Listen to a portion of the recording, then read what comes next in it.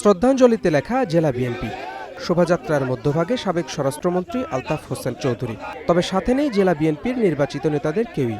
এ দৃশ্য ১৬ই ডিসেম্বরের।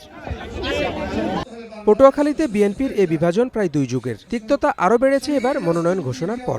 মনোনয়ন পেয়ে জেলা সভাপতির সাথে আলতাফ হোসেন চৌধুরী সাক্ষাৎ করলেও ২৬ নভেম্বর দেন এক বিস্ফোরক বক্তব্য।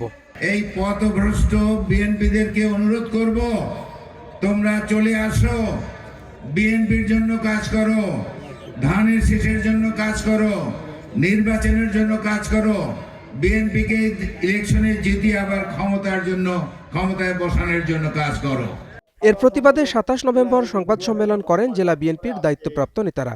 অভিমান নিয়ে চৌধুরীর বক্তব্যের প্রতিবাদ জানান সভাপতি, সম্পাদক ও তাদের অনুসারীরা।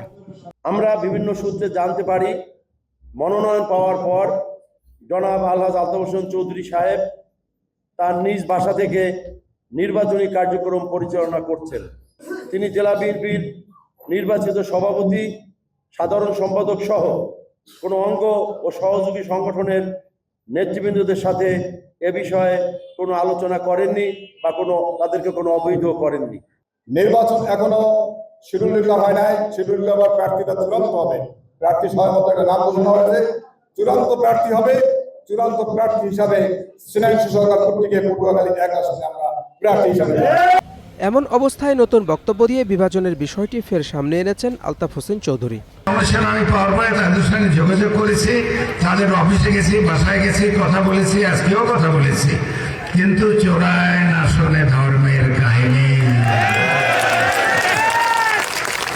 ওরা একজন ব্যাংকারকে দিয়ে রাজনীতি করাবে, ইলেকশন করাবে এখানে। ওরা একজন কন্ট্রাক্টরকে দিয়ে ইলেকশন করাবে এখানে। নেতাদের এমন বক্তব্য তিক্ততা ছড়িয়েছে কর্মীদের মাঝেও। পক্ষে বিপক্ষে পোস্ট কমেন্ট চলছে সোশ্যাল মিডিয়ায়।